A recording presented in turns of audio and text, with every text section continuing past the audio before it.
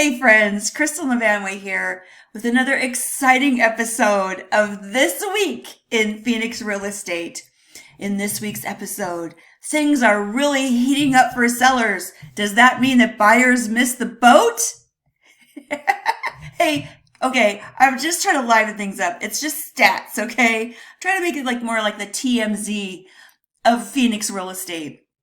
Maybe it's not working, but seriously, there are some trends that we need to keep our eyes on in the next weeks and months ahead, because it looks like this year is going to be a little bit of a trade-off between who really has the advantage between sellers and buyers. And honestly, I think that baton can get passed back and forth a little bit throughout the year. We'll see. We'll see. Everyone's got their guess. I'm sure you've seen lots of gloom and doomy stuff out there, and I do want to address that. Let's just jump in, shall we? Let's just jump in and start off with the Cromford Market Index. Now, okay, I love this thing. I know it's the way geekiest thing ever. It's an index developed by Michael Orr to give us a 3 to 6 month look ahead at what's happening in Phoenix real estate, basically giving us an idea. Our price is getting upward pressure or downward pressure. Where we are right now is that there are more buyers than sellers, okay? The demand index is about 19 points higher than the supply index in this whole Cromford Market Index universe. And so that indicates that probably, looking at it from this perspective, that sellers are going to have a little bit of an edge. When we look back in December, that's when we really had the peak of demand after that pandemic and everyone was like, oh, maybe I should buy a house. We were at a demand index of 135, which is about 35% above normal, normal being this 100 line right here. So yeah, it was a hot market then, but the demand was one thing. It was the supply that was really driving it, because the supply was 100 points below the demand index. Right now we're 19 points below. So the differential is much, much less. You'll also notice in this chart that the demand index tends to stick a little closer to that 100 line. We see a lot more fluctuation in the supply. And that, I think, is really what's going to be driving our market going forward, is the supply, because it is starting to go down some. So let's talk a little bit more about that. Looking at the contract ratio. This is another way of kind of getting the temperature gauge. So this measures the listings that are on the market, actively listed on the market, and compares them to the homes that are under contract. So it's a snapshot of where we are at this point in time as far as the hotness of the market relative to buyer activity. So a cold market, anything below a contract ratio of 30 would be a cold market, meaning they're just not buying. Balance is 30 to 60. So that's where we like to be, really, because it feels nice. It feels nice to be in this zone right here. And we do spend a lot of time there historically.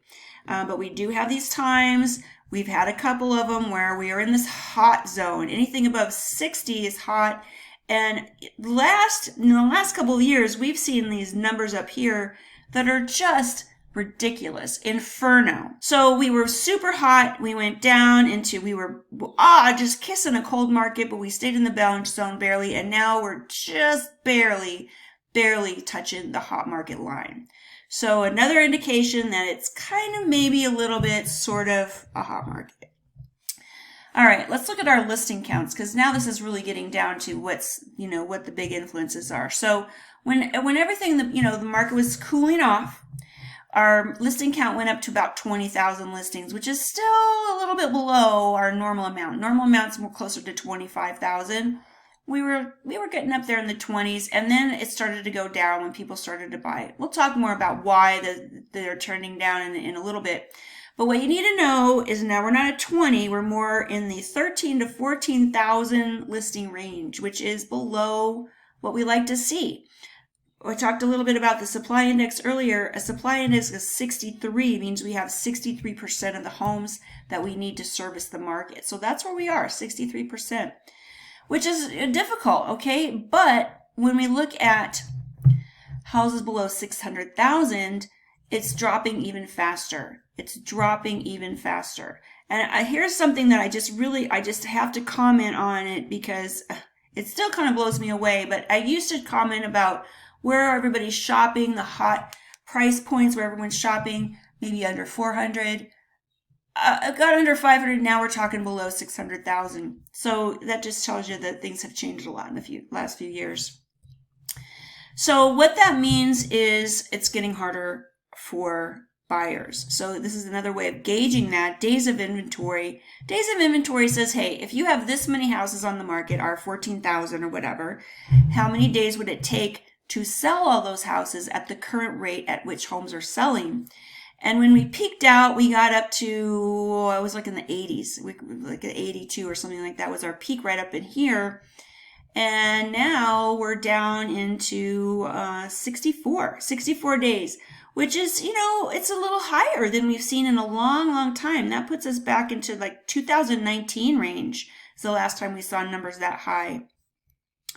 But once again, for all you regular people out there shopping for a regular house, it's even worse for you. It's 52 days of inventory, which is still, comparatively speaking, that takes us back into that range of 2016. But keep in mind that in 2016, a $600,000 house was a really, really nice house, like a super nice house. Now it's like a regular house. So this is this is reality check time for everybody. Let's start talking about why those listing counts are going down.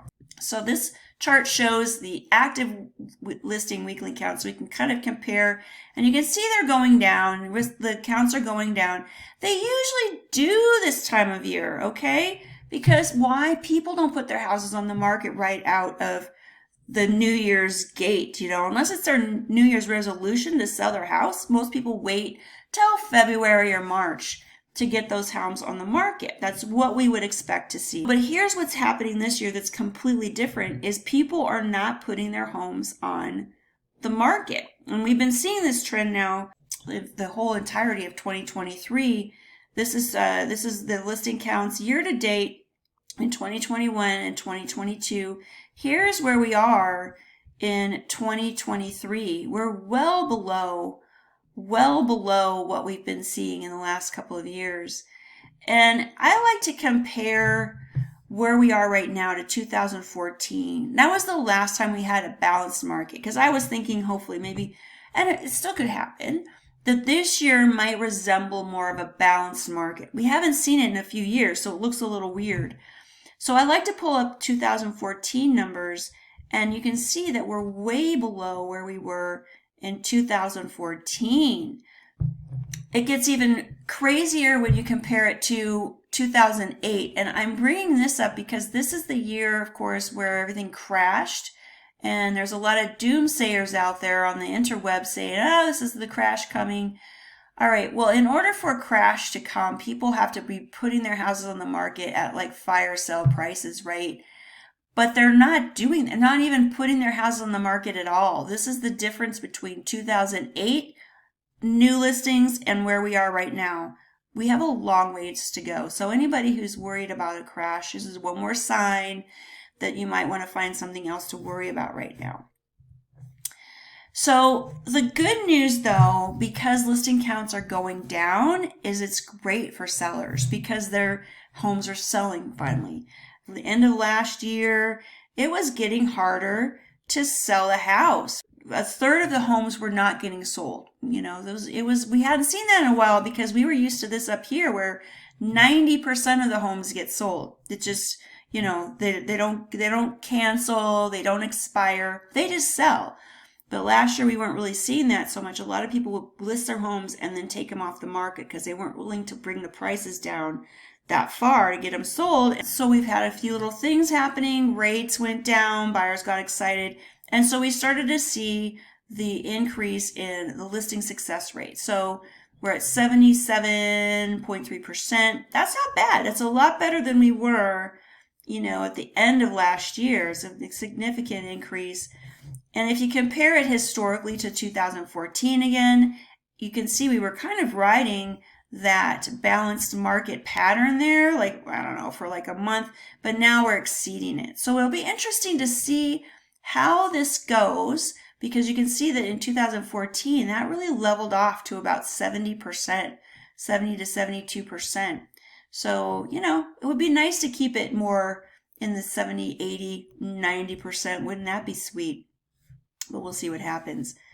So 2008, just to go back to the crash theory, you can see in 2008, 30% of the homes were selling. 30%. That means 70% were not. They were not selling. They were getting foreclosed on. People were walking away. It was bad. So again, this whole concept of a crash, here's where we are and here's where they were back in those days. So there's a huge difference between what we're doing now and what we were doing back then, and I hope people keep that in mind and stop buying into all that all those scare tactics and clickbaity things. But here we are. This is what's been going on with the sell prices. So they peaked here in the spring, last spring, and then everyone's like, uh-oh.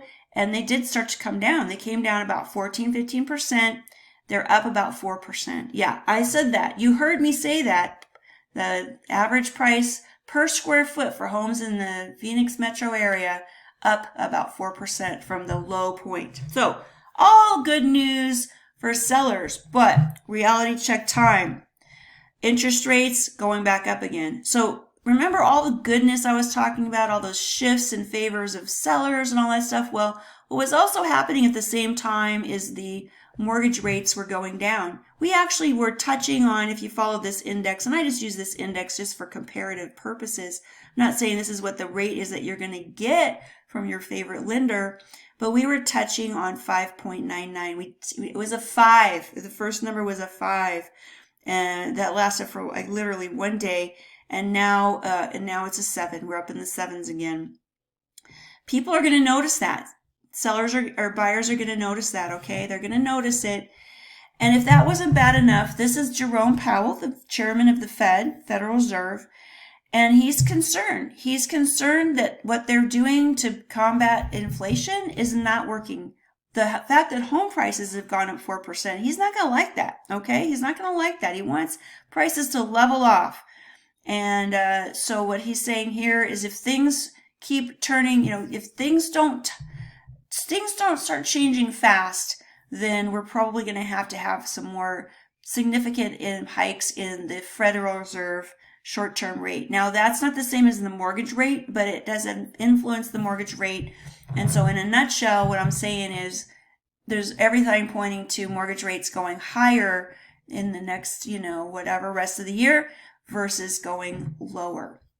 So what they're doing is not bad. They're trying to help us, but it hurts, man. I'm not even kidding you. It hurts. So here's what I'm concerned about. And if you're a buyer, maybe you're thinking, well, this is not the worst thing I've ever heard. But listings going under contract was really up. Like what? It was just nice to see that. But I'm seeing a little bit of a downward trend this week. Is that going to continue? I don't know. Maybe this was just a slow week. We've seen it before. But I think that's something that we want to keep in mind is if the pace of sales is going to slow down. And if it does, and that's going to, that's definitely going to impact things. I thought it was a little hard to tell from just those 2 years. So this is more historical. This is going back to 2016. And you can see that normally the rate at which listings go under contract does go up at the beginning of the year, and then it starts to go down. I don't know. We're going to see. I'm going to be really watching this closely the next few weeks to see if it continues to be a downward trend. It's a little bit early for that to be happening. So let me just sort of recap here where we are. So basically things are definitely heating up. Things are, we've thawed out of that cold winter, and homes are selling and prices are going up, and there's dancing and singing in the streets. And that's wonderful, but when you break it down, the demand, which has been going up, is starting to level off. All right, it's starting to level off, and those 7% or whatever interest rates are not going to help. On the other side of the coin, the supply is going down. There's fewer houses to buy, which is a benefit to sellers. And so between these two, things aren't changing all that fast. I think that's the point of all this, is there's just been a real yin and yang thing going on with the real estate market that's kept things pretty level. We haven't seen any huge swings. We saw a bit of a correction, probably needed, but we're back, 10, 11% from where we were at the peak prices, which were like ridiculously astronomical. In my mind, I feel like these things are going to continue to balance each other out. And so I don't know. I don't know if things are going to change all that dramatically this year. If they do, I'll definitely keep you posted. This is a nice little nutshell of emotions of a market cycle. And this is the stock market, but it applies to real estate as well. And so we've already done our downturn, our correction. This is when people sell. As you remember when I saw that, when I showed you the new listings, and then last year people were putting their houses on the market. Okay, they stopped doing that now. And so we're like here. We're here. People are very skeptical. They're like, well, I don't know. Let's see. Let's kind of see. Maybe it's going to get better, maybe it's not. But here's the thing, if you're a buyer, is this is a really good time to look at buying before everybody else starts buying, okay? If you bought in January, the end of December, really, because that's when the January homes went on the market, or went under contract, you probably got the lowest prices. By the time the prices, hit bottom, it's a month or two later. So if you were looking to buy at the bottom market, you kind of missed it. It's most likely prices are going to go up, maybe slowly, but they're probably, they're probably not going to go down, and they're not going to go down quickly at this point. So there's really nothing driving them down. With even with the higher interest rates, we've been managing with that, with concessions and things like that. So to just keep in mind going forward, the supply is declining faster than demand. Right now, that's going to continue to favor sellers. So those seller concessions that have been so lovely to get to buy down your rate, those are maybe going to be harder to get. Prices are going up, so buyers, hey, again, there's every sign that the interest rates are likely to increase, and so that's probably going to keep prices from going up too far. And the bottom of the market, basically, you missed it. So that's pretty much it. I'm expecting things to kind of go back and forth, yin and yang, for a while we get a real handle on this battle against inflation. I know it hurts when the home prices go down. You'd like to see them go up as a seller or a homeowner.